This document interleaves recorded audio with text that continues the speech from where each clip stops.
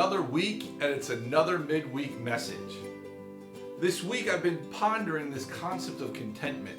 I've been wrestling with this concept of contentment more and more, I think, as of late, just because of how the days are, how the feelings feel. Like, it's a little colder than I want it to be. I want it to be warm outside and start to enjoy spring. There's all these things that I want. I want a little more money in my bank account. I want a little more. You pick it. I can give you a list of things that I want more of. And they're not always necessarily spiritual things either. As I was looking through and studying contentment, I started to find that contentment also can start by living out your values. Now that was interesting, a value-driven life. I've heard of purpose-driven life. I've heard of people having their creeds and credos. I've heard about all these different things that you can do. But then I started to ask the question, what do I value in my life? And when I look at the fruit of the Spirit in Galatians 5:22, it says, "But the fruit of the Spirit is love, joy, peace, forbearance, kindness, goodness, faithfulness, gentleness, and self-control. Against such things there is no law." Wow! I mean, when I started to think about it, yeah, those are values for me. I value love and joy and peace and forbearance and kindness and goodness, faithfulness, gentleness, and self-control. I do value those things. I value when someone loves me and I love them and there's this relationship that's happening. I totally value joy. I love being joyful. Peace, I don't like conflict. I'd much rather be in a peaceful state, not only with myself, but with others. Forbearance. I always want people to be able to give and take. I think it's good for us to be able to hear what other people are thinking and not automatically just write them off for a different viewpoint. Well, kindness. Of course, we all love kindness. I love when someone's kind to me, especially when they're giving me those warm chocolate chip cookies. Goodness, that's a total value of mine. Matter of fact, when good things are happening, when I have a goodness attitude, I find life is better. Faithfulness. Well, of course, when someone's faithful to me in an activity or I'm faithful to them, there is some feelings of warmth and happiness that come about that. Gentleness, well, yeah, who isn't? I mean, I love when someone's gentle to me. I'd rather have someone give me a gentle word of criticism than one that was harsh.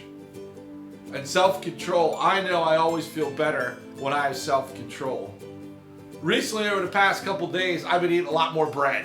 The way the weather goes, it starts to get me up, and I love a nice, big, juicy, hot sandwich with a big, thick roll. My self-control's been lacking on my eating, and I've been definitely feeling it inside of my body. And it started to make me ask even deeper questions about contentment then. Why did I go for that? Why was I lacking self-control? And you can start to look at your mental state and your spiritual state, and you can start finding out where your discontentment is coming from. So what do you value? What do you hold dear? What is close to you? And are you living into that space? See, when we chase after the things that we value, it starts to open up for us this level of contentment that goes beyond finance, that goes beyond comfort, that goes beyond health. I believe that when we start to seek after the Lord and the Spirit that He has for us, not in a rules-based, oppression-based system, that I have to please God or He's going to get mad at me. Newsflash, there's a lot of people in the world and you are not the one that's handling God's emotions. See, a lot of times we view this appeasement, but I wonder if the secret to contentment is to looking at our world and saying, you know what? There's people that are just going to be idiots. And I can't fix an idiot, but I can love them. I can show them kindness. I can show them goodness. Right? When we start to let out those fruits of the Spirit, when we start to look at someone with the fruits of the Spirit, and we start to treat other humans that way, contentment happens for us. Also happens for me when I play. I know recently I've noticed that when my workload goes up, I feel like it's harder to go play because I'm not having control of the workload. When I have contentment with my work, then my play is able to increase. Many, many times we have to be checking ourselves and looking at our contentment level. What's causing us our discontent? Can we sit and hold that for a moment? Can we look at what's happening? Can we evaluate our value system? And then can we start to align our space with that? So if you're struggling with contentment, please drop me a line at sroth@llmc.org. Don't forget, every week you can catch me and others that are preaching here at Lyme Lexington Mennonite Church.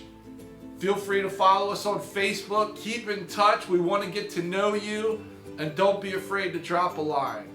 God bless, and I hope you have an awesome rest of your week.